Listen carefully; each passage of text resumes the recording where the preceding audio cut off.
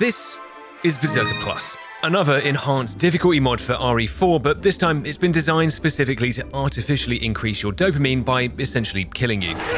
With the experience being described by series veterans as comparable to forcibly inhaling mustard gas, it had my curiosity. But considering I put significant hours into its predecessor, I thought that for my first ever playthrough of Berserker Plus, I'd be more than qualified to attempt to beat RE4's hardest mod with RE4's worst weapon.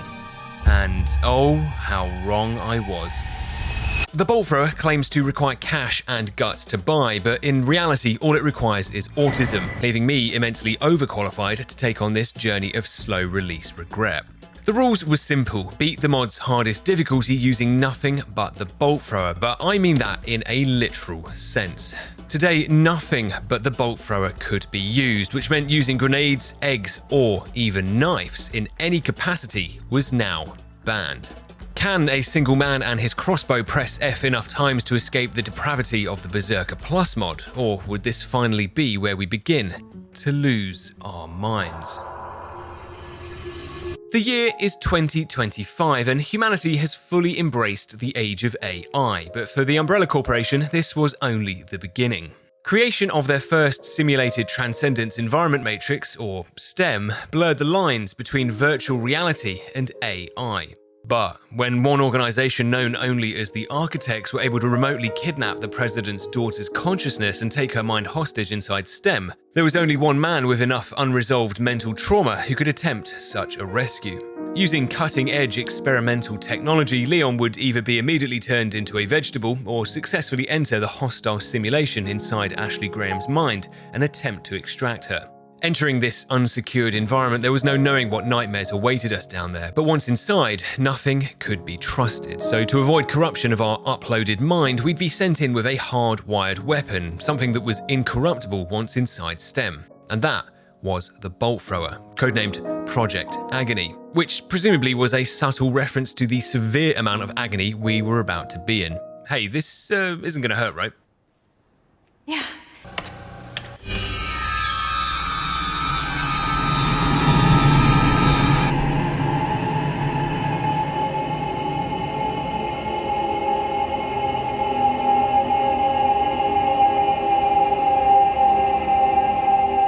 Now inside what was essentially a Sims homeworld, except it's been taken over by the KGB, surprisingly, everything seemed somewhat normal. But like that OPSEC training from 2019 that I still haven't completed would probably confirm, nothing is as it appears.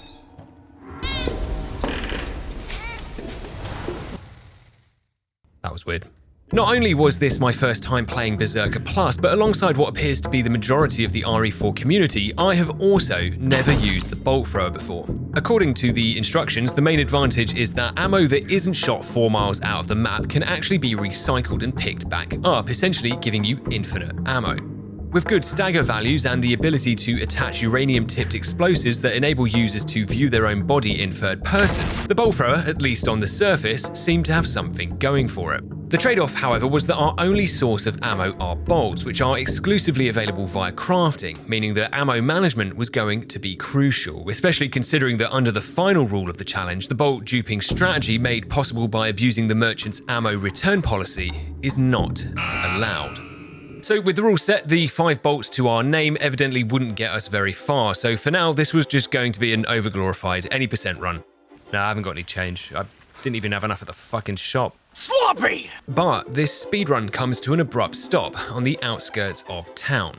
Confirming that this reality was being run by psychopaths, because who is serving barbecue up that dry? As I attempted to run down the bingo timer, it wasn't until after I'd spent 30 minutes desperately running around the village that I realized something was terribly wrong here. The church bell isn't ringing. You see, whilst I'd expected the mod to have increased enemy numbers to the point where Reform UK would use Pueblo as an example of uncontrolled immigration, Berserker Plus had gone far beyond that by changing the very code of the game. Here in the village, the siege is no longer on a timer and instead requires a sacrifice of blood, and not just mine. Oh my god, I'm dead. We'd now need to kill 61 enemies to signal completion of the village siege, and considering how we have just 11 bolts, it was clear that we needed some kind of Jesus-level event here. But as many of you may have already suspected, my mother was a frequent Tylenol user during her pregnancy, which had endowed me with the kind of patience required to micromanage this murder spree. By focusing damage on one villager at a time and using the ladders and melee damage to our advantage, just like homeless people scraping enough money together so they can shoplift sausage rolls from Greg's, we can desperately run out to collect dropped bolts from fallen villagers to forcibly keep this challenge on life support, and after taking 3 hours and 23 deaths to complete, I was left wondering, what exactly have we let ourselves in for?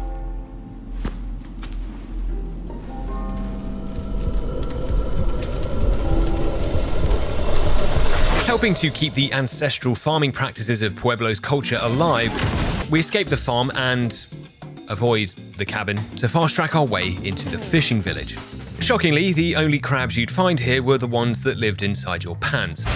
In another unwelcome change, Berserker Plus and its new reality forcibly kidnaps us inside this area, refusing to let us leave or use the ladders until we'd at least listen to the benefits of embracing Stockholm Syndrome.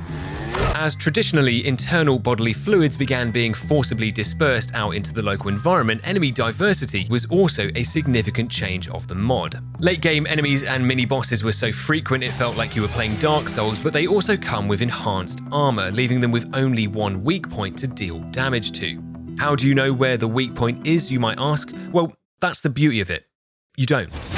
Violence isn't always the answer, but down here it seemed to be the only language these people spoke, and 19 deaths later, our final homicide of Chapter 1 releases the doors to the lake house where we can begin searching the basement for some kind of lead. Intruder alert! Intruder alert! Intruder alert! Intruder alert! Could you be what I've been searching for all these years? Waking up, we'd apparently been flagged as malware by the architect's own antivirus, who had forcibly quarantined us inside the local ICE facility, alongside Ben Powell's randomizer. After making a compelling case for my release, we can now use STEM's inbuilt Facebook Marketplace to do some much-needed upgrading. The priority would be to focus all available finances into the bolt thrower's damage before working towards its new exclusive upgrades. Aside from that, the revamped Spinel Marketplace offered us cases, charms, and unlimited first aid sprays, which, I gotta say, was a welcome change. Now, if anybody is suffering from symptoms like dizziness, chest pains, or spontaneous combustion, then you may have been exposed to Dynamite Valley. Whilst losing a lot of its touristic appeal considering that even the public toilets are now full of dynamite, the valley still remains astronomically impressive at how rapidly it can make me want to clench my fist and plunge it 2 feet into the drywall. I think I need to calm down, especially considering this is only Chapter 2. After being ripped into human gravy another 33 times, the laws of probability eventually, through my borderline psychopathic refusal to stop, have to legally give us one successful attempt. Using the upper side of the valley as an escape route, we lure suspecting victims back to this ladder to provide them with a violent form of acupuncture before opting to simply kick our more heavy-duty enemies straight off the map. Damn, he's not going to be in Rush Hour 3. Keenly following the signs for the local dogging spot, we arrive inside the home of the chief security officer for this virtual reality, Chief Mendez, who according to his gardeners had been ordered to hunt down foreign programs inside this network and delete them, meaning it was probably a good idea to keep our distance. Debemos llevárselos. ¿Dónde se habrá metido el otro? ¿Qué coño? With no further leads on Ashley's location, we free a furry that Mendez had chained up outside, but only under the condition that they don't come to the quarry tomorrow. In all honesty though, it was less of a request and more of a threat. Bolts weren't being crafted at the projected levels we needed, meaning that Chapter 4's finale was shaping up to be a major make or break moment in the challenge. For now though, we can make a quick detour back to Dynamite Valley, where we can find a hidden chest on the mountainside with 15 spinels inside that help us to purchase some much needed upgrades. But back inside the town centre, the only weapon you needed here was OSHA, as the lack of workplace safety sees the one person with worse eyesight than a Garrador handed an RPG that they subsequently fired into the back of Passanta so many times that I didn't even shoot her once.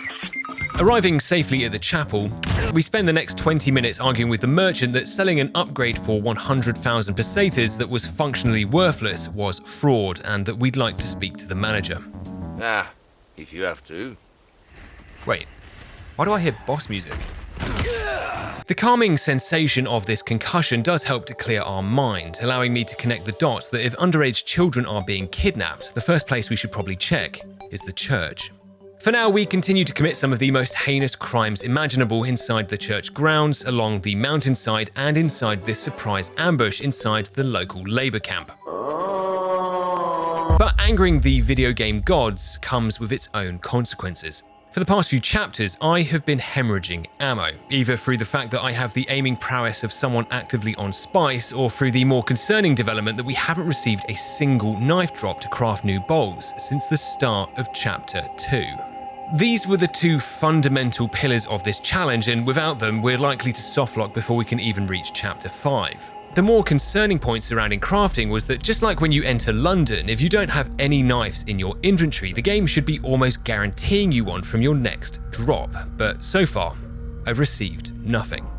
Add in the fact that for some reason when killing this Garrador specifically, 22 bolts inexplicably go missing, it would appear that we have a serious problem. Potential fraud? Pueblo's gods punishing me for blowing up that man on the toilet? Or was it something more sinister? Well, no, actually, it's none of the above. The loss of bolts can be simply explained by the fact that some enemies in the game consist of two entities inside a single body, the host and the parasite. Through some testing, the host entity is clearly responsible for counting and deciding how many bolts to return to the player, whereas the parasite entity, whilst being able to take damage, doesn't track or communicate its counter to the main host, meaning on death, any bolts recorded against it are simply lost. We can easily solve this by just shooting these enemies in their skinny jeans, or in fact anywhere that doesn't register against the parasite entity. But what about the knife drops? Well, that's a problem that can only be explained using the economic art form known as benefit fraud. The game, in some kind of fascist crackdown to prevent us from accumulating obscene wealth, has a back-end kill switch that completely removes all knife drops from the loot pool once we reach around 40 to 50 bolts, which, for obvious reasons, is very inconvenient. You can't send bolts to storage, sell them, or buy them back, and any attempts to manually conceal bolts by shooting them into the environment are also thwarted by a 10-bolt limit, meaning the moment an 11th one enters the environment, the first one is deleted. Beating this challenge with just 50 bolts was mathematically impossible, so clearly we needed a solution. And luckily, being from the UK, where defrauding the government is almost built into our national culture, I have a significant edge to solving this. My plan was to launder my bolts through a criminal organisation known as my victims. Bolts dropped from defeated enemies don't have a drop limit. They're only impacted by the same 10-minute despawn timer that all floor loot is coded with, meaning we can leave them on the ground and head to the nearest crate with our Oliver Twist bowl extended and trick the game into giving us more knives, before then collecting our safely stored ammo reserves. Whilst I don't openly condone fraud, this presents a compelling use case as we secure infinite ammo and the long-term future of the challenge. My long-term future, however, wasn't looking quite as good. There were actually plenty of knives over here in the swamp, it's just that instead of being able to craft them, I was actively being stabbed with them. Once inside the swamp, all of the ladders out of here become locked behind a paywall, and even though I'd just moments ago been able to max out the bolt thrower's stats, I was still somehow being outgunned by an arthritis-ridden 60-year-old suffering from dementia.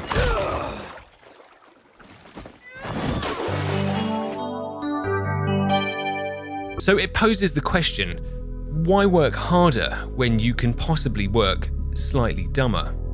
You see, all these tricks by the Berserker Plus mod, they're all governed by triggers, a program that would tell the game to lift these restrictions and allow us to progress once a certain point was reached or item collected. Staking my immediate and long-term happiness on a hunch that this area's trigger was the fuel canister, we break into the fuel room, get immediately murdered before managing to force our way in and save on this conveniently placed typewriter.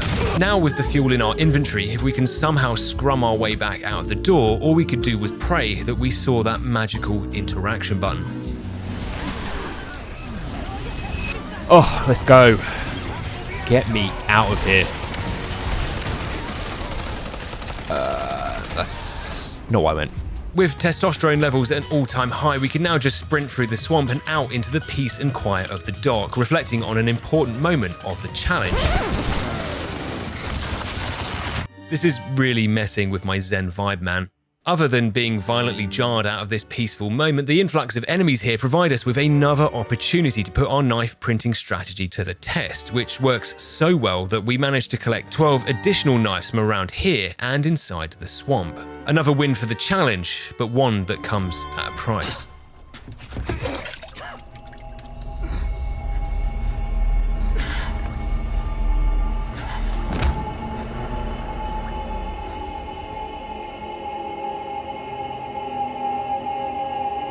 I created this world. You cannot keep me here.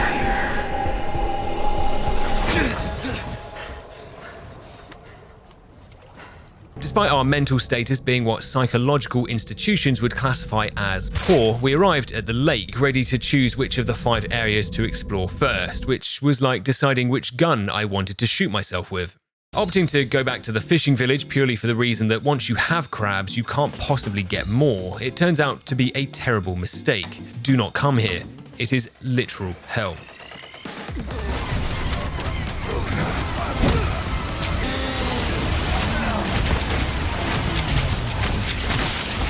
This was the worst idea ever. To make matters worse, it also turns out to be a complete waste of time at the cost of another 17 deaths, and arriving at the first blasphemer's head, we expected much of the same, only to find it empty. Hello? Hello? Hello? Hello? Assuming that this must have been a mistake and that I was about to be incinerated by an orbital cannon as I crossed the lake, there was still nothing. Just peacefulness. Because the boat wreckage wasn't within 10 feet of a school, we opt to just leave this guy alone as we also weirdly collect the second blasphemer's head on our first attempt. The bolt throwers exclusives were really coming into their own now, with the increased stagger chance synergizing perfectly with Leon's ability to roundhouse 13 fully grown men in a single kick. Quickly breaking through this blockade with our 2 new heads, we collect the church insignia before finishing some last-minute fishing and cleanup prep on the lake.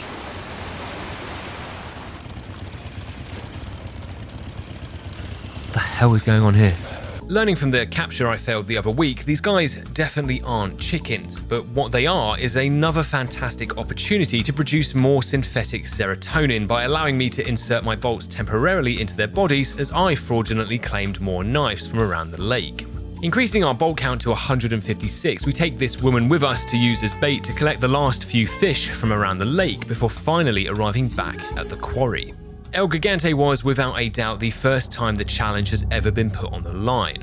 Quickly dispatching the additional enemies in here, we find out the hard way that El Gigante's back plaga, like the Garrador, doesn't return our bolts. Now only able to do lower damage to his body and arsehole area, it raised the pertinent question of, do we even have enough bolts to do this? It turns out, yes. Even with our damage nerf, without the dog showing up to boost his health, we beat our first boss with ammo to spare and can even collect more additional knives from these 2 huts, making this a resounding success. Now able to access the church, the organist in here evidently isn't a musician, but is instead an actual organ harvester. However, we're quick to remind him that the only thing more stupid than bringing a knife to a gunfight is bringing a knife to an IED fight. Gaining access to the candle holder cupboard upstairs, our instincts were proved right as we find a bag that sounded suspiciously like Ashley. Explaining that we were here to rescue her, we also have to let her know that she'd need to remain in the sack for the time being. We don't have the key, knives are also banned as per the rules, and the bolt thrower is less than suitable when used as a cutting instrument. leaving the church in search of a landline telephone we could use to extract Ashley's consciousness through. Apart from the combat, the only real problem was that it had started raining, meaning that at some point in the near future, Ashley would begin to be forcibly waterboarded by the environment. Anyways, speaking with the merchant, we're finally able to pick up the body armor that should help to keep our kidneys in the place where kidneys were supposed to go. Under the cover of darkness, the village had been populated by a group of unsavory individuals whose primary way of greeting you was by giving you a rectal lobotomy. But I will say this to the devs though. From every RE4 player worldwide, thank you for having the courage to do what Capcom could not.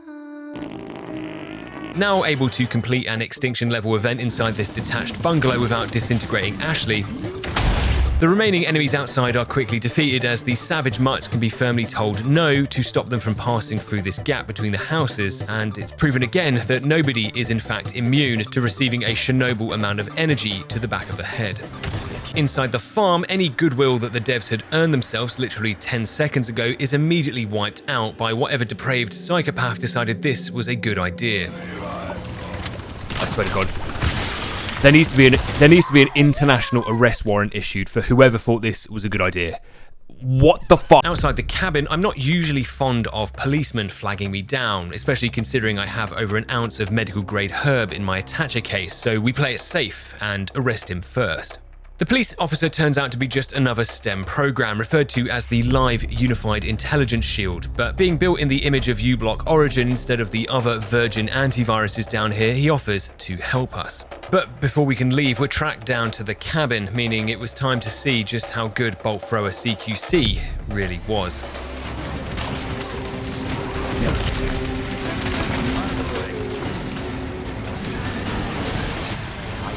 Oh my God.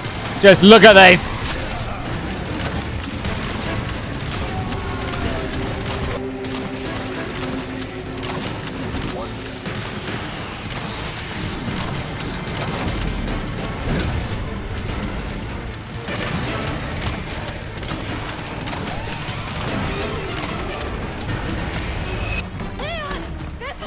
Oh my God, thank Christ.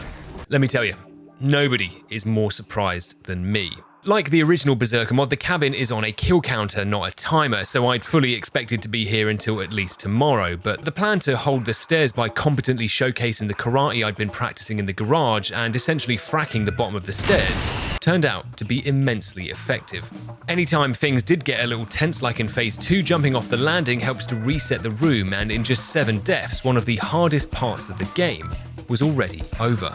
But the unexpected early access to Chapter 6 is overshadowed by a huge revelation. After Ashley hucked to us some blood up inside her own bag, ew, gross, Luis seemed concerned, asking us if we died here inside STEM before. Maybe like once or twice. Luis explained that whilst experimental, research indicated that STEM had the power to simulate the brain's pain matrix based on what was happening inside the simulation, effectively meaning that our minds were making this all real. Suspecting that the L in Luis actually stood for Lawrence Fishburne, our friendly neighbourhood program goes on ahead to prepare the upload point in the castle, parting with a warning to try and keep deaths to a minimum to prevent long-term brain damage. Sure, no problem.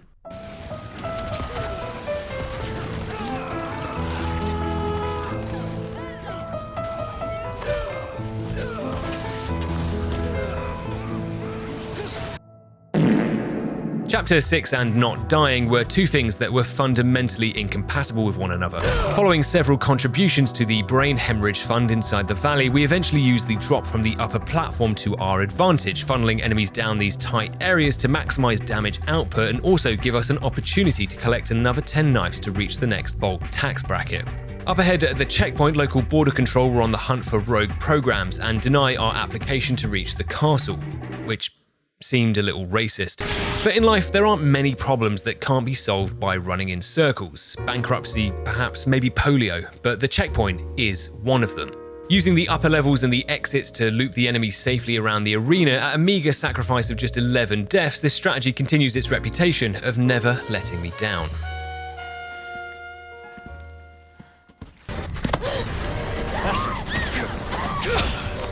If you're wondering what that sensation is, that's the feeling of warm urine entering our trousers.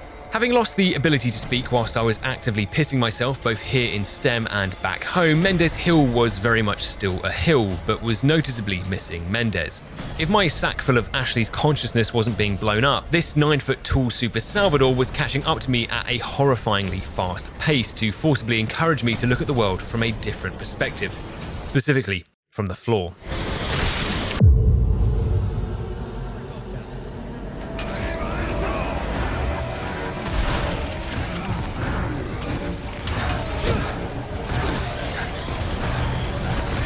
Bullshit! Oh, Jesus, Lord, have mercy on me. How am I alive?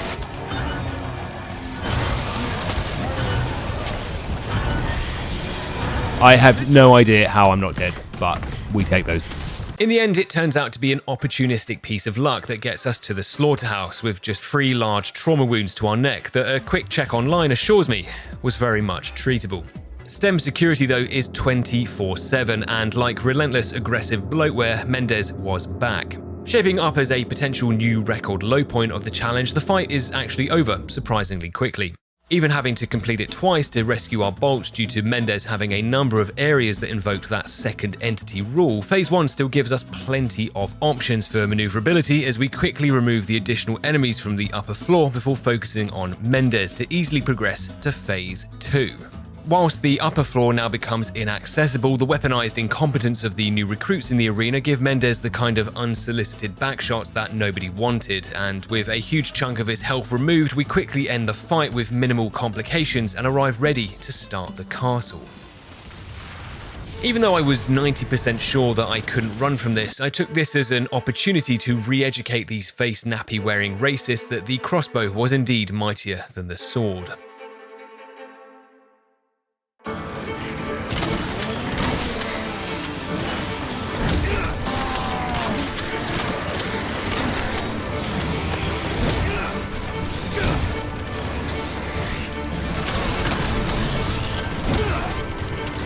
Out of the way.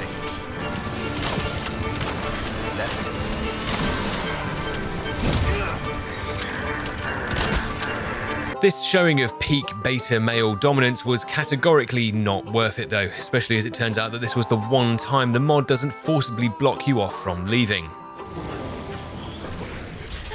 This makes me physically sick.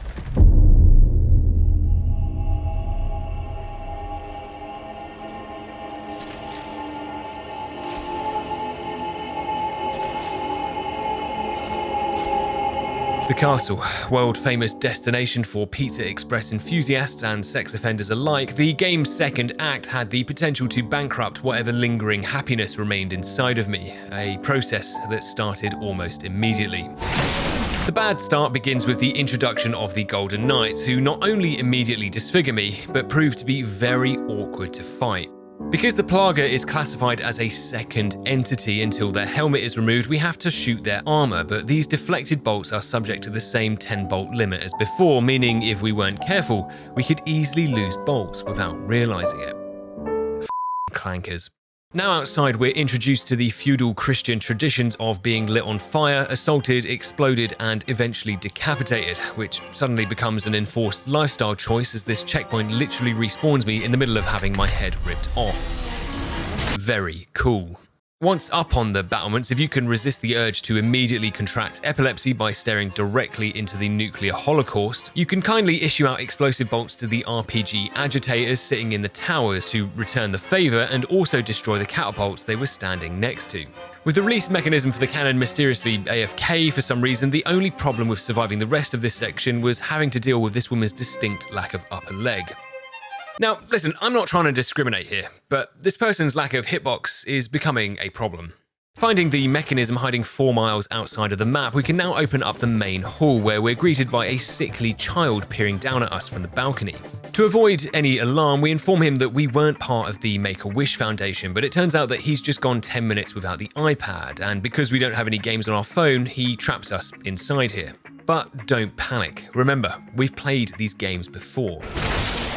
The only real change is that a guard of dishonor forms up to prevent us from cheesing Verdugo on the merchant's desk, but considering how we can also cheese him on this pillar, it makes this a bit of a non-issue.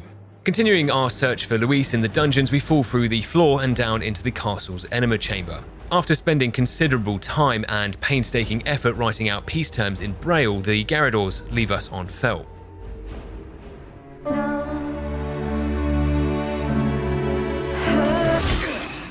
But it transpires that canonically, deaf people can't actually hear crossbows. Apparently something to do with the frequency, we can actually remain completely undetected while shooting, helping us to wrap up our work down here and reach the water hall.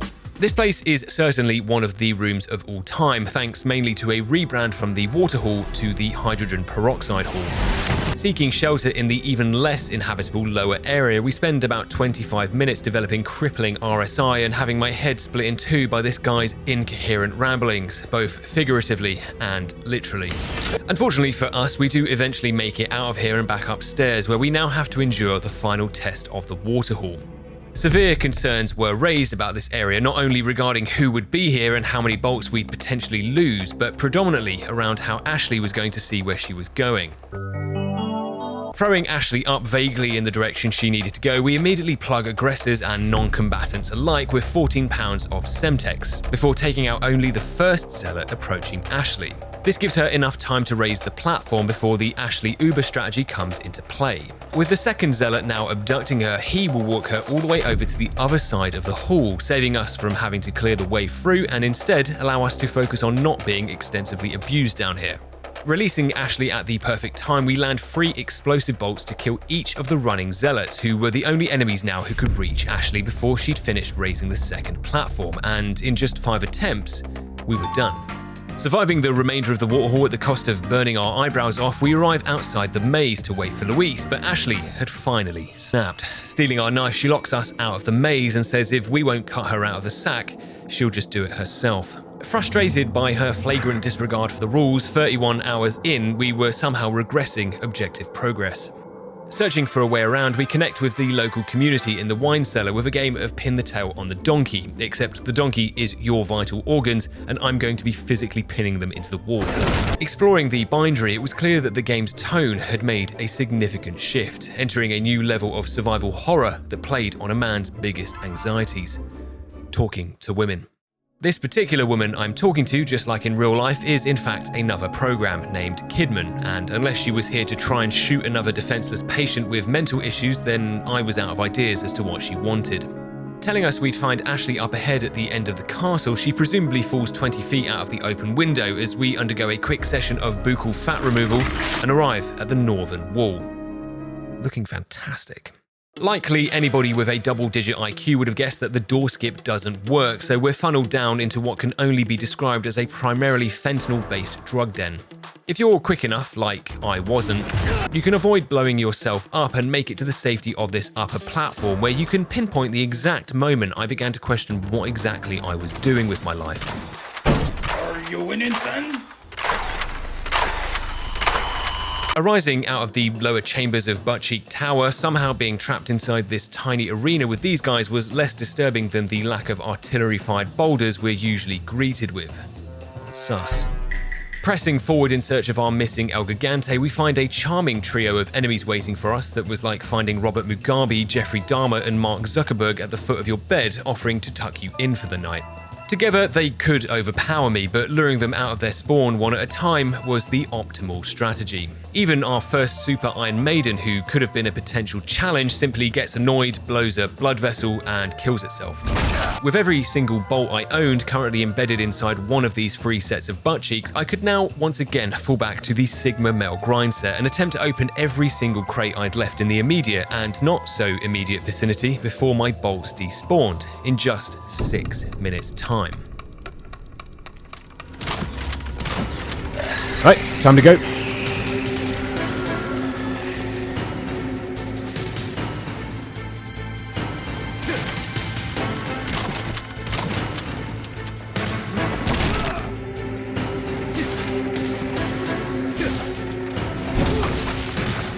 Out of the way. I have something. No, I don't have time for cheap sex potions. I'm doing something.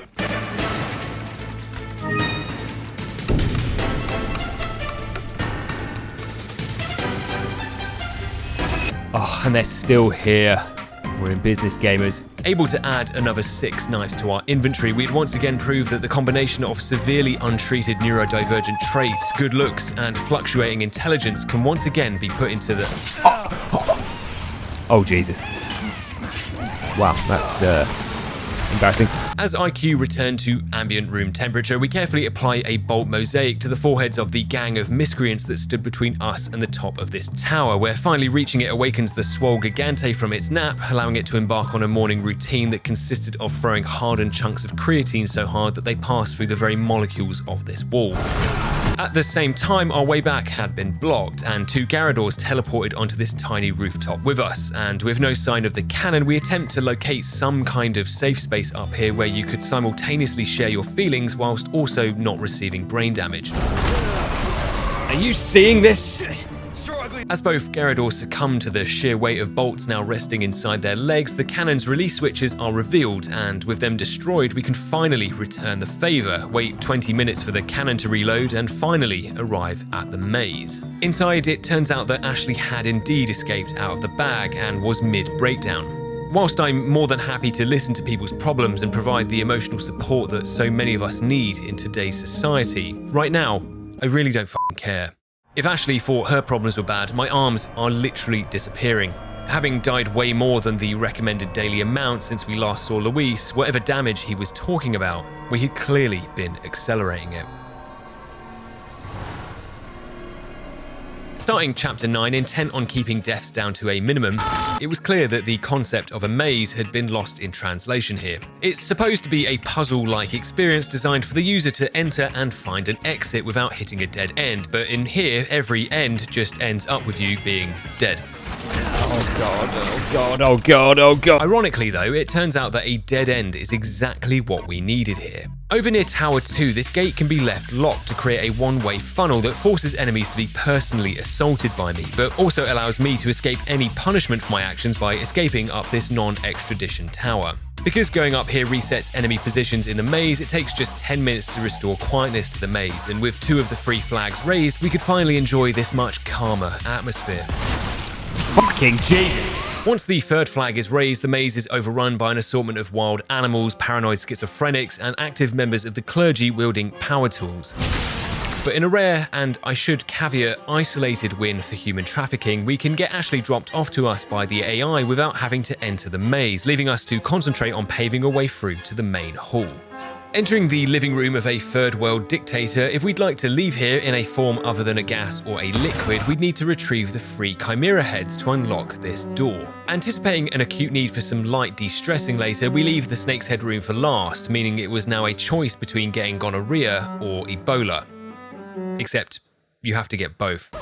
Deciding to start with the Lion's Head, traditionally it was one of the few rooms in the game where you were required to play through it whilst on bath salts. However, before I'd even opened the bag, I was already out of there. The Knight's attacks aren't suitable for a person running in a circle, and whilst ammo management was absolute cancer, the Garradors helped to supplement damage on our behalf, allowing us to leave on just our 3rd attempt. Perhaps this was becoming too easy now. Having mastered the bolt thrower, Berserker Plus simply had nothing that it could...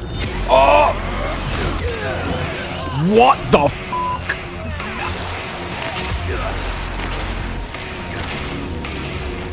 Amazing, I'm dead. Much like having to upload my passport every time the government detected a knee-high skirt on my screen, this was a surprise, and not a welcome one. With separate ways enemies lacking death animations in the main game, they simply snap out of the arena without dropping our bolts back, which does simplify things by giving us the green light to just go nuclear. Cautiously entering the Goat's Head room, as expected, we're non-consensually thrown down into the room below and told to murder our way out. And whilst we can bank Ashley at the local Amazon locker, it doesn't really change the inevitable outcome. Perhaps the hardest part of this room was its lack of checkpoints. With 7 waves of increasingly annoying enemies, it's no exaggeration to say that missing a single bolt at the wrong moment can destroy 20 minutes of progress. But like some kind of Berserker Plus prophylactic, running around in a circle again proves to be the difference between life or a permanent new orifice, as we spend 25 deaths and 30 minutes straight fighting our way out of this room, so we can finally unwind with some Resident Evil ASMR. Unsure whether people bleeding out on the carpet actually does help people relax before bed, we have to relinquish ownership of Ashley for her moment in the spotlight. Her section is very much what it's like to date me, forgettable, and the quicker it was over with, the better. But just as I took that first step down into the mausoleum, it finally clicked. Every move, every strategy we'd made so far, Berserker Plus had predicted it. The clock skip here felt like an obvious trap. They knew we'd do this, so I confidently did the opposite. Granted, after about 10 minutes, it was starting to look like I'd just embarrassed myself, but upstairs, next to the exit, our suspicions were correct. I knew it. That is absolutely outrageous. Applauding the extraordinary levels of trolling on display here, Ashley departs in record time, but runs into the castle's own antivirus software before she can make it down, leaving us back at square one again. Breaking out of the Chimera room, we quickly resupply and head downstairs to the mausoleum to collect some spin-outs.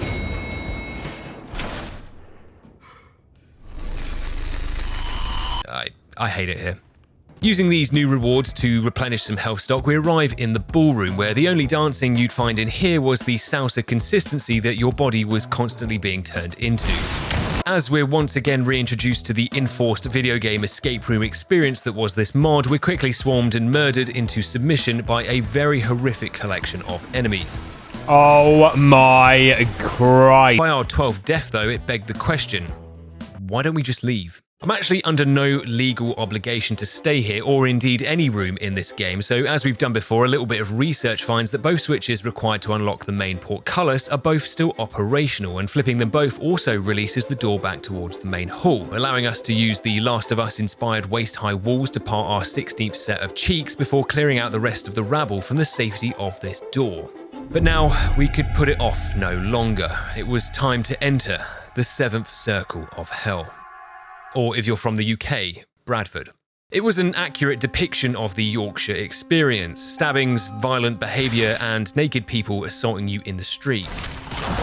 The room consists of 4 Garradors who break free immediately on entry before we're subjected to an 8-wave defense cycle from Regeneradors, Zealots, Plagas, and Chainsaws. Brilliant. Oh my god.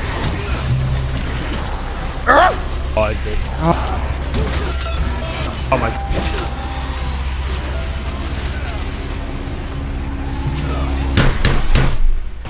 Having been stuck here for nearly 2.5 hours now, this challenge was providing a compelling argument that video games do in fact turn people into violent psychopaths.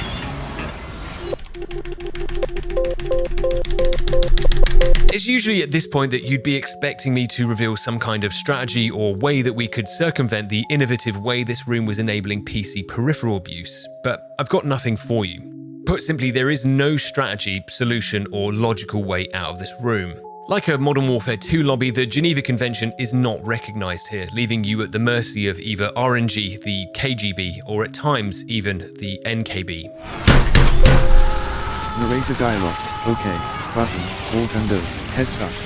Experience. This is my hell. When I die, this is where I'm going to go. If you want narrator. Clearly, the plus in Berserker Plus was for the plus additional narrator keyboard support you could unlock with your fists, but these periodic breaks we had to take as we searched for where the F and caps lock keys had been forcibly launched off to allowed me to reflect on Murphy's Law, or more specifically, its inverse interpretation. Surely, what can go right with enough time, death, and painful mental torture will go right. Right? Well, a broken clock is right twice a day, and 48 attempts was apparently the threshold to finally have our chance to leave. The entire room is just a tactical battle of patience and luck, which we can maximise by looping around the room using the longest possible route, helping to keep everyone as far behind us as we could whilst looking for safe opportunities to do damage. The Garradors helped to clear out portions of the crowd for us due to their naturally occurring hatred of the Spanish language, and are even able to kill both Regeneradors for us, but the golden rule was to never overcommit, remain patient and committed to the process, and after 4 hours, you can still get absolutely fucked over. No, no, no! I don't believe this shit. But in just 7 more attempts, our efforts finally pay off as the entire room is emptied out, leaving us with a simple 1v4, which, thanks to the Bolt Thrower's quiet mode, gets us access to the throne room. Admiring Salazar's parents for their commitment to creating such an immersive child's play area, Ashley was back in the sack and being prepped for transfer to a nearby island. The optics of transferring young girls to a private island was nothing short of a PR nightmare, but before we can say anything, we're pinned down and thrown into the proverbial recycle bin by security. Barely avoiding deletion, we needed to find our way back up to the surface and fast, but whatever excrement the organisms down here had been subsisting off, it wasn't good news for us. Oh, wow, that's awful. If you've ever wondered in your life how many Iron Maidens are too many, for reference, it's 7. Rather than try and fight a walking Iron Maiden phalanx, if we're careful not to disrupt the local ecosystem down here, we can actually bring each of the Iron Maidens into play individually instead of punching the proverbial hornet's nest. Unfortunately, you can't do much about the vanilla Regenerador who swims under the surface of the water like Jaws, but if Spielberg had given the shark a pair of tits. Oh my god! With the path now clear, we can head upstairs to find a lab, but apart from an illegal data harvesting operation, there was no Luis and no power. But we also weren't alone down here. Like the CIA, Verdugo is in my walls and watching everything I'm doing, but our concern is more about what to do with all these other people. Not keen to spend my next few hours wasting resources or, more importantly, googling QWERTY keyboard layouts to figure out which slot the H key goes in, we simply wait a few minutes for the lift to arrive and escape out. Well, that's not good.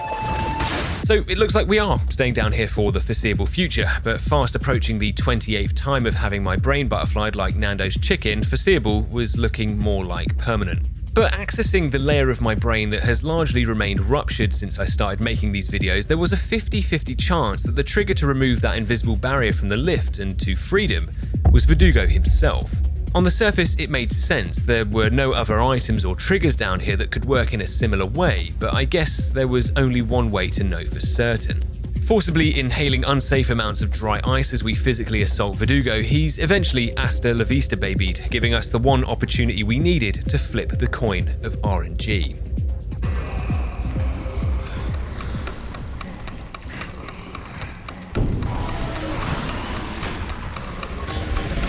Oh my god.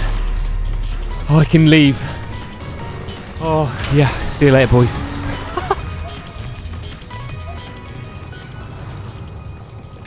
I created this world. You cannot keep me here. I'm not feeling well. Like all children, I yearn for the mines, just like how the rich and wealthy all yearn for the miners. Inside the cave system, the one thing that was beyond the scope of this challenge were the workers' requests to unionize. Following corporate best practice, we helped to facilitate meaningful dialogue about how being in a union in 5 separate pieces was in fact worse than not being in a union but remaining whole. We do have a problem in that nobody here speaks English, making dialogue quite challenging. So we instead opt to break down the language barrier by physically breaking down people's cellular structure. And with the bridge lowered, we can forcibly collect the dynamite we need from the current owners. With stakeholder value successfully secured, we work on safely clearing this cave-in, before being forcibly dragged into the furnace room for our next boss fight, where I was quickly made aware that the only slag being smelted in here was me. Oh, shit. The double El Gigante room is an interesting fight, as it proves that I can in fact reach at least 72 Steam screenshots per minute, which would be a new personal best. The biggest supplier of cortisol here though was actually the additional waves of enemies arriving in the arena. Alongside them and the fact that Luis can become a victim of crime here, it makes it almost impossible to survive long enough to make it to the El Gigantes. I think I'm dead. Brilliant. But interestingly, these waves are not actually time-based. They instead trigger the moment the penultimate enemy from the previous wave is killed. So inspired by US members of Congress, I decided that we could prevent any further spawns into the arena by just forcibly keeping 2 people alive. And these 2 brutes are the perfect candidates. They comparatively have a much larger health pool, ensuring they could survive repeated instances of collateral damage, and whilst they could kill me instantly, they become a necessary evil as they do succeed in preventing any further waves from spawning in. With this reformed workspace, the first El Gigante is quickly killed off, allowing us to move into phase 2, which is where the real work begins. The armoured El Gigante is extremely awkward to fight. The only place we can do damage is this small gap in its freshly cannoned helmet, but not only does it do significantly less damage than expected, it also has a hitbox designed like a Picasso painting. You also can't shoot the dynamite Luis places on its back either for extra damage, as this causes it to enter its more aggressive fentanyl phase, making this target even harder to hit. Inside that calmer first phase, El Gigante's recovery animation from deconstructing Luis into the floor also allows us to reliably predict his usually erratic movements, hitting up to 3 shots per cycle, but we can only complete 2 to 3 cycles before, cue dramatic music, another problem arrives. After enough damage is done, El Gigante leaves Luis and turns his attention to us, which I don't need to tell you is less than ideal. Without a way to get rid of him, we could likely be stuck here indefinitely, but one of the most important life lessons you can learn is that the best way to solve problems that you don't want is to just give it to someone else. By just walking the El Gigante over Luis, he is utterly disgusted to see him again, instinctively kicking him in the penis. But at the same time, this induces some kind of kinetic short-term memory loss because the El Gigante completely forgets that I exist, returning to his favourite pastime of merging Luis into the floor. With the loop now solved, we repeat this process for the next hour, praying that we didn't get grabbed by the monsters of my own creation or that the UK power grid didn't decide to just collapse. But thankfully, neither happened, and 32 deaths later, we were free men once more. After riding through law-accurate Florida, we arrive at the hive to be covered in asbestos and immediately asphyxiated, and not in the fun way. There was truly nothing to enjoy here. It reminded me of Hull, the kind of place where you'd accidentally discover coronavirus 2, or even worse, this.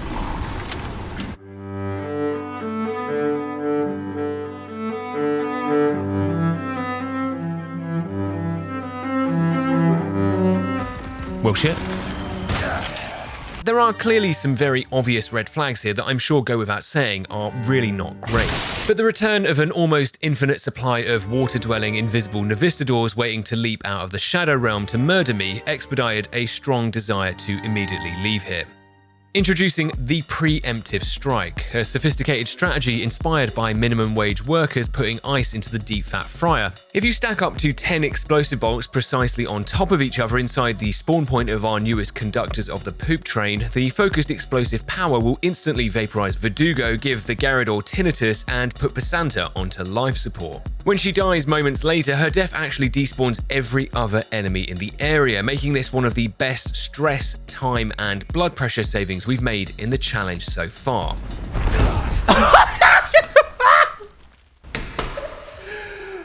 What's wrong with you? Taking the lift up to the surface moments later, Luis accidentally connects to a VPN in the UK, resulting in his deletion by STEM's advanced virus protection.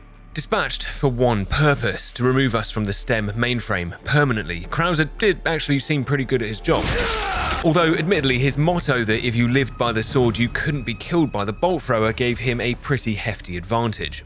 So we finally have to notch up our first, albeit forced, failure of the challenge by purchasing this knife from the merchant, which, at a 180% discount, had a net zero chance of not being malware. Although Krauser is easily defeated, there was a surprise opportunity inside the arena to help increase our bolt market share.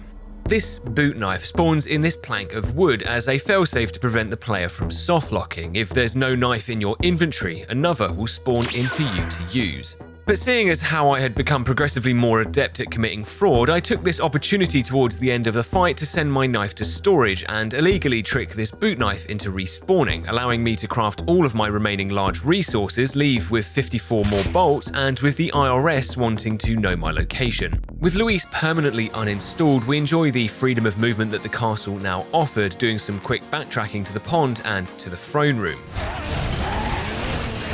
What the Don't get up! Before we reach the point of no return. The historically accurate depiction of Big Ben would be a multi-leveled fight for survival all the way to the summit, and whilst I'd been expecting the worst, the entire clock tower ends up being very manageable. The flamethrower head is still surprisingly operational, helping to incinerate the masses and thin out the welcome party whilst I handled the heavier duty enemies myself. But from here, there is now no way back to the merchant, meaning that our only way out of here was now up. The lift sequence has undergone significant changes. Now, throughout our slow ascension to the top, we're subjected to enforced stops by periodic deliveries of red zealots who appear out of thin air to give these influxes of new passengers a chance to board us. However, assuming the role of a ticket officer aboard the Southwest train service to these hands, we prevent any overbooking by using mine bolts to disrupt large groups of enemies either waiting to jump onto our platform or indeed even once they were on it. Leveraging the bolt thrower's ability to set up easy melee opportunities, we can quickly regain control of the lift, and that failing, running in circles, has always proved to be more than effective.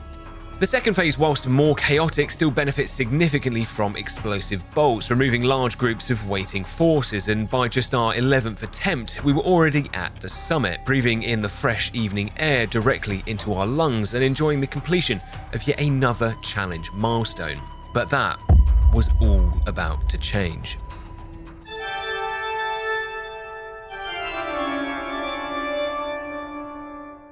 The looming dread of the Salazar boss fight had been ongoing for some time now. On the surface, nothing about this end of chapter finale seemed to work in our favour. Salazar's perpetual presence, the arena's claustrophobic layout, and that's not even counting whatever fresh hell would be spawning in here with us. But nothing could prepare me for the pure misery we were about to experience. Once inside the arena alongside Salazar, you'll face 9 waves of increasingly annoying and combative enemies, including Iron Maidens, Chainsaw Brutes, and the welcome introduction of a boss fight within a boss fight. Unlike previous areas, these waves are now time-based, meaning that if you weren't quick enough, waves would quickly cascade into one another, leaving you permanently stun-locked, strangled, blown up, and eventually murdered. Or what I like to call the Black Friday shopping experience. Time didn't really seem to make sense anymore. It was almost like minutes and hours were being dilated because before I knew it, we'd been here for nearly 3 days.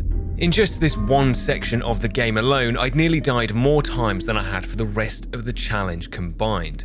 The forecast was looking bleak. Of all my attempts so far, only 3 even came close, but our excessive minecrafting and relentless inbound damage had left us out of healing items, with just 4 enemies remaining. Like Sisyphus, I could feel the boulder beginning to slip from my grasp. Running out of options, out of storage space, and out of patience, I was officially losing my mind.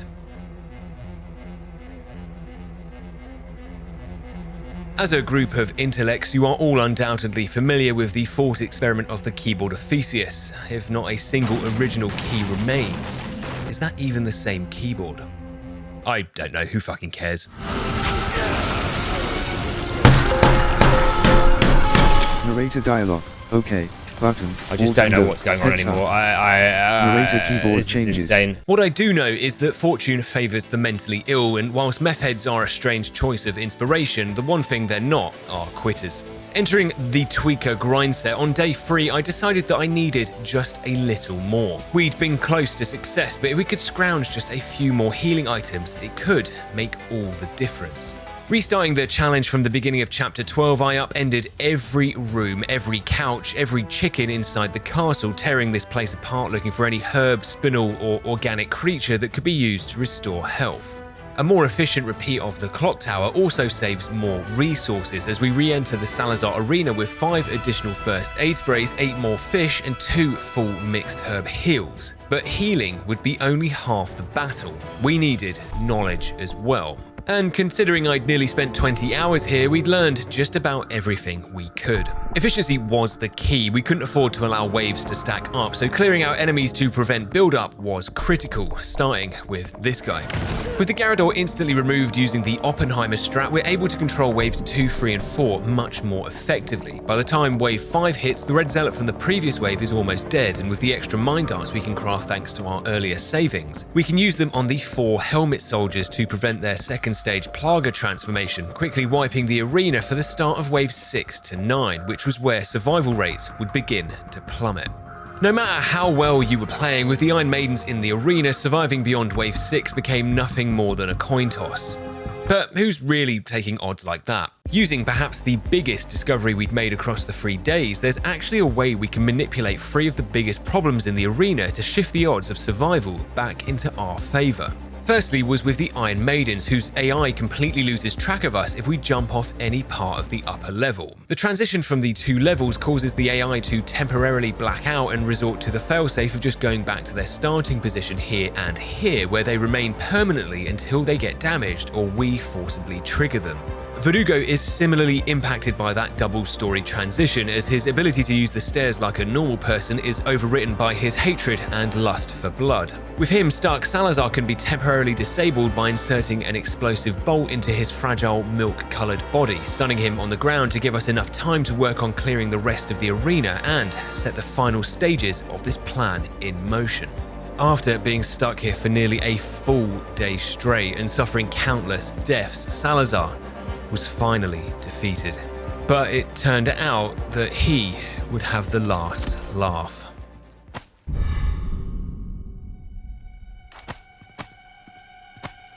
No, this can't be happening. Oh my god. Oh my god. It's hard to describe what an utterly devastating moment this was. 12 chapters worth of what was at times borderline psychotic effort had been for nothing, as nearly 82% of our total firepower had now been wiped out. It was a checkmate from beyond the grave that I simply had no answers for, only more questions. But perhaps the challenge-defining one was, what do we do? Did we continue to the island with less bolts than we had in Chapter 2, or do we reset and attempt the fight again? Considering I'd sooner strangle myself with my DisplayPort cable than ever attempt this room again, I suppose this wasn't really a choice. Deleting some bolts out of my inventory and storing the rest on this wall to bring my universal credit score down enough to make us eligible for knife drops again, we began opening crates downstairs, thinking that this may just be a new low point. I'd even resorted to saving the game before opening crates and reloading if we got anything other than a knife. I felt supremely pathetic, especially considering that this was, in all likelihood, a futile effort. Maybe I didn't realize it yet, but the challenge was over.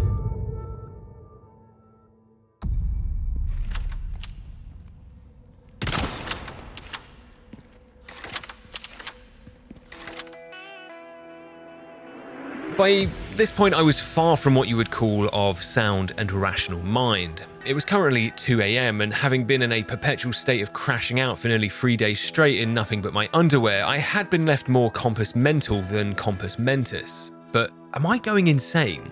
Or am I looking at 11 bolts in this wall? What we were looking at was a direct contradiction to the rule of 10 that had been established right at the start of the challenge. This should be physically impossible. But yet here we are. I'd not done anything strange leading up to this. This wasn't a cheat or a glitch. I'd just been sat here saving and reloading my game for a knife drop. And that was when it hit me. Saving and reloading the game resets that bolt counter from 10 back to 0, but it doesn't delete any active bolts in the environment at the time of the save. That means our save data preserves those bolts we previously shot, but with the counter forcibly reset, we can now shoot another 10 bolts without despawning any pre-existing ones. And you know what the best part is?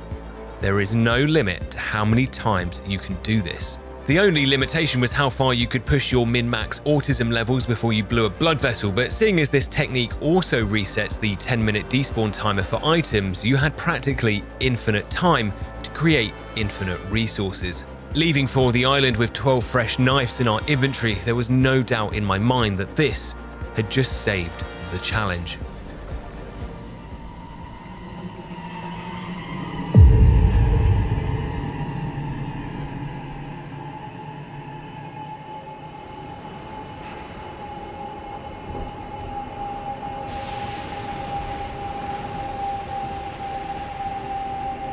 With Kidman providing a lift over to Pedophile Island, stealthing our way through the opening checkpoint with the bolt thrower was categorically off the cards. Once spotted, an invisible barrier is erected behind us, preventing us from leaving, but after what we've just been through, like most politicians, I'm actively looking to do the least amount of work for the most amount of reward. By luring one of the guards out of the checkpoint and over to the cave system, we can allow ourselves to be dramatically spotted to trigger the sequence, but whilst I'm on the opposite side of the barrier.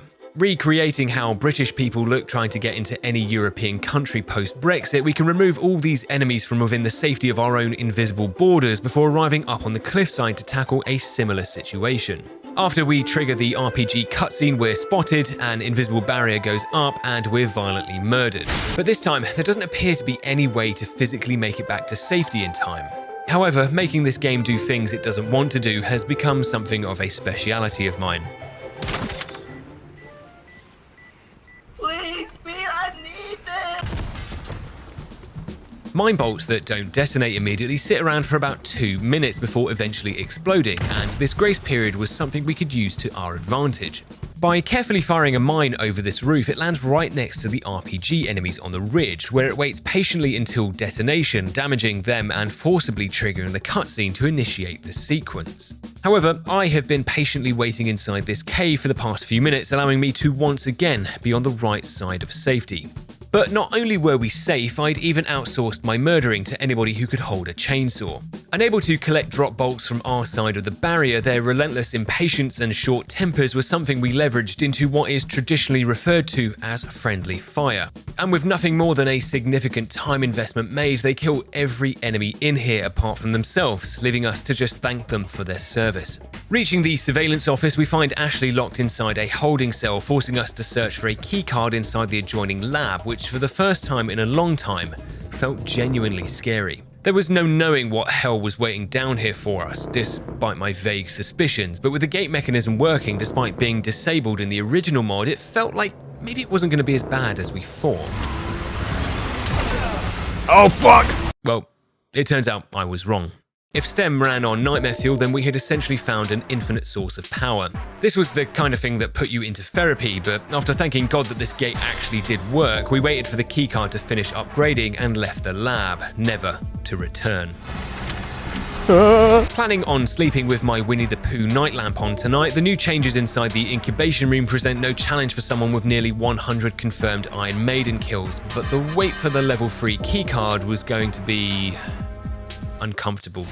In the mod's newest way to cause intense pains around the heart area, the lab becomes a black hole of death and destruction, but with the upgrade taking just around 3 minutes to complete, it seemed to me the obvious tactic here was to simply leave. After carpet bombing the 2 JJs outside the lab for simplicity, we create an easy to follow path around the outside of the lab, waiting for the audio cue to head in, grab the keycard and leave, without so much as a scratch. With Ashley rescued for what must be our 6th time now, the plan was to head straight for the exit, starting with the construction site, which to be honest just seemed more like a deconstruction site. Oh my god, that scared the shit out of me. Jesus Christ. Stealth may not be available, but that doesn't mean that we can't be sneaky. Like some kind of violent fisherman, we launch our cast into the nearest person's sternum and forcibly reel them into a more manageable 1v1, completely avoiding any trigger points that would enrage everyone else in here, and in just 10 minutes we were inside of the furnace room. Using the fact that enemy AI gets lobotomized the moment you enter a new area, we can get Ashley from the control room all the way through to the sewers without getting captured once, for a much more relaxing experience. Oh my god, where the fuck did you come from? If I had a penny for how many times an Iron Maiden appeared out of thin air and jump scared me, I'd have 2 pennies, which isn't much, but it is weird that it happened twice.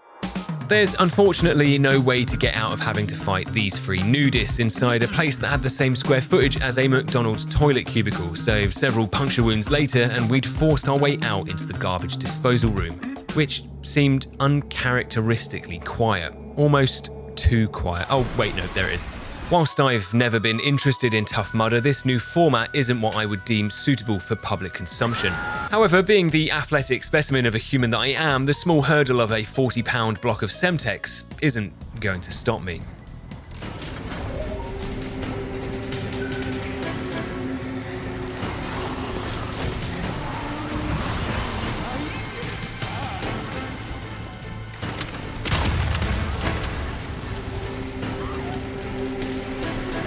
Damn it! Oh. Give me a break. Later, nerds. Entering the UK's latest new build construction monstrosity, locals have raised concerns about the ruining of the island's rustic aesthetic, but have remained committed to continuing Pueblo's most popular of pastimes. Even though the optics made me come across as desperate, I still checked to see if we could skip the bulldozer section, to which I was politely told to f*** off and die. Much like before, the bulldozer section is comprised of a series of waves that we need to defeat in order to transform this wall into a door. Think of it like cult zombies, except everyone has rocket launchers and hepatitis. During the discovery phase of this fuck around and find out session, whilst the resounding conclusion was that this place blows, we do have a lifeline. In the center of the arena is a shipping container that can be accessed via this ramp or via climbing up the side of it. If you can create a train of enemies behind you and climb the container from the front, enemies won't try and flank you, and instead will simply congregate at the base of the container as they attempt to follow you up. This provides the perfect conditions for what I like to term limb mitosis, whereby I forcibly convert volunteers into 2 and then into 4 separate entities. This position also helps to keep the higher tier enemies either stuck downstairs because they've bricked themselves, or locked in an eternal struggle to escape our enforced abusive relationship. Whilst Spider Plugger desync and hitboxes on some enemies being made out of Play-Doh will naturally spike your cortisol levels, having the ability to jump off the back of the container if we ever get overrun leaves us with the perfect escape route, and with 44 deaths unfortunately added to the tally, we can finally leave. But before we go upstairs, I have a confession to make. Something I've been hiding from you all since we arrived here. I am addicted to this. I can't stop. Ever since we discovered this little trick, my brain yearned for the flood of dopamine that came with finding more knives. It was like crack to me, but without the consequences. At every opportunity, the lab, the sewers, the island, no matter how long it took, I was adamant that every crate would give me a knife, or I would literally reload this save until one of us blue screened. I'd surrounded myself with enablers, people who shared in my depravity. It's a veritable work of art, mate. I wasn't sure how Ashley felt about this monumental consumption of time, mainly because I'd lost her. Having spent 30 minutes drawing this massive phallus on the wall, I'd forgotten where I'd dropped her off. Hopefully she wasn't talking to strangers. Okay, enough is enough. Not to mention that my upload schedule is already a train wreck, but I was now neglecting the entire reason I was here. Would I ever be truly satisfied with my bolt count? When would enough truly be enough? To be fair, I'd probably say 346 bolts is getting pretty close. More focused than ever on finishing the mission, we arrived to be confronted by Krauser. Fresh from having his face painted at the carnival, he was still on his mission to admin kick us from the server. But Krauser is, however, still just a program, and programs are predictable. While running towards the first doorway of the ruins, Krauser will prioritize trying to hit a predicted arrow shot onto us as we go through, except I'm not in the doorway, I'm down here. Whilst Krauser rejects the evidence his eyes were providing by still trying to shoot the doorway, we can just chain together consecutive headshots before stun-locking him on the ramp to clear the first area. Using the power of deception to trick Krauser into thinking we were a yellow box, nothing from here onwards was much of a concern, until we reached the eastern ruins. The tight arena and enemy composition doesn't lend itself well to bolt thrower CQC, and with no knife, it felt like it would be challenging. But with one of the all-time great Denthead performances, we get through here on our first attempt. The final fight with Krauser is again complicated by his refusal to let us use the bolt thrower in the arena, forcing us into another knife-only fight. This simplifies my work here considerably, as we can just use the ladder to deal damage inside Krauser's jump animation, trapping him in an infinite cycle of pain and embarrassment. But also, before even arriving in the arena from the base of the tower, I'd shot enough explosives into the underside of the first floor that the arena was essentially turned into a functioning lighthouse. With Krauser now permanently uninstalled, this was now the home stretch.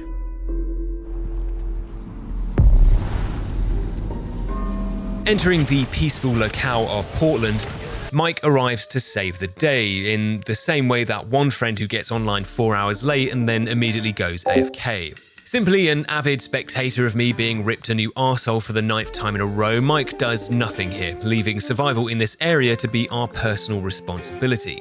Resisting the urge to just Alt F4 by unsafely ejecting my Neuralink chip, sometimes the simplest and dumbest solutions are the best, and if by some miracle you can simply run through the demonic levels of enemy spawning here and trigger the AA guns cutscene, everyone behind us will just disappear, and once here, like some kind of weird inverse DA curve, the game continued to get easier. Because the AA gun has been reinforced with Volvo estate plating, it's indestructible without using the turret at the top of this tower. But the climb up is made significantly easier thanks to the amount of space and escape routes this area provides. Even when we arrive next door at the checkpoint, there's surprisingly no barrier blocking our way out, meaning that we can use all of that freedom from before to quickly leave and watch Mike die. And nothing of value was lost. Not counting the heart attack I get inside specimen storage. We arrive outside the Citadel feeling confident. Not only were we moments away from confronting the chief architect of this nightmare, but we can bypass this entire section using the turret skip, putting us to within touching distance of the... I seriously hate myself for how many times I've fallen for this. To support my long-term health, we have to die another 26 times to reach the Citadel. Luckily, no different to any of the long and arduous fights we've already overcome, we can use this room to funnel enemies towards us before escaping out this conveniently placed window and beginning the loop around the guard tower all over again. And now, for real this time, we were down to the final chapter.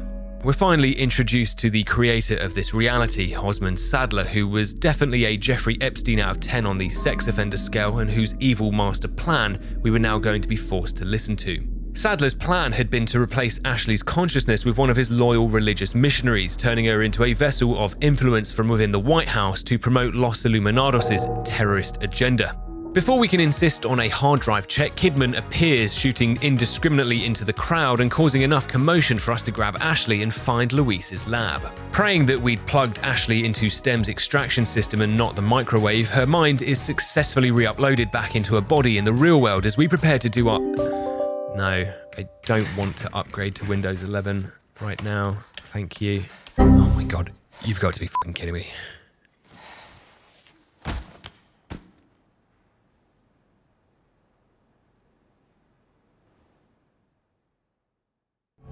Waking up to find that the update was still not done, and considering I would rather die than upgrade to Windows 11, we appeared to be stuck here. Finding a note on Luis's desk, there was a mention of a hardline exit, a hidden back-end exploit we could use to disconnect from STEM manually down inside the cave system below the facility. But between us and there was the architect.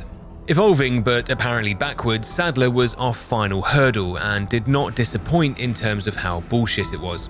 Attempting to assert dominance, stationed around the arena were squadrons of enemies consisting of a Garrador, a JJ, and a Super Salvador, all of whom helped to counter every strategy I could think of to get out of here. With Sadler able to insta-kill you if your health wasn't at exactly 100%, I had never felt so close, but yet so far from finishing a challenge. But this only countered the strategies I can think of, which means I just have to find one that I hadn't. The bridge for most of my 1,000 hours in this game isn't something I've used much, if at all, but now, finally, was its moment to shine. Before even entering the arena, we work on creating a welcome gift for the free enemies on our starting platform in the form of a carefully prepped anti-personnel mine.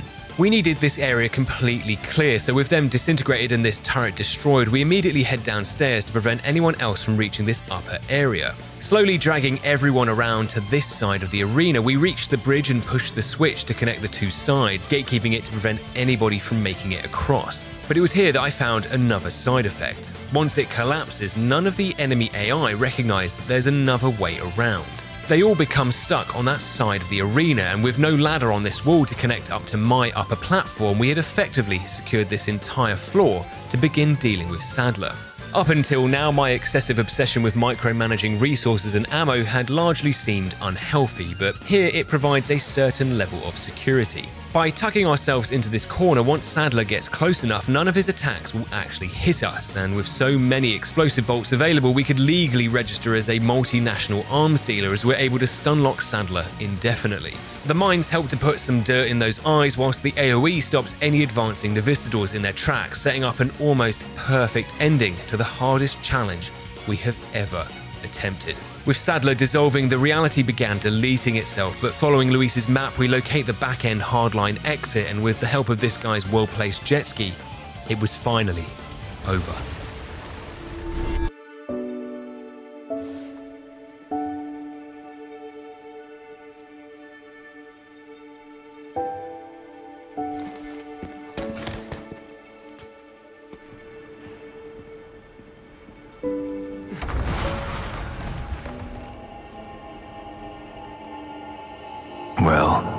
Well, well.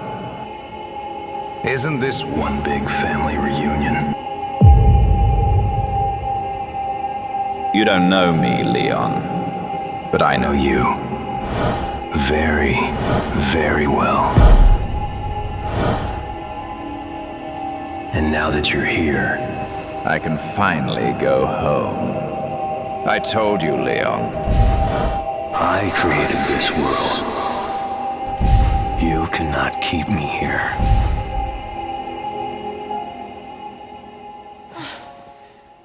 I thought you were gonna die.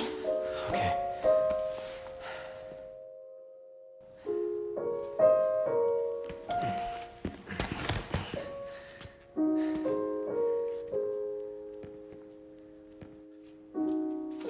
Yeah, I found it.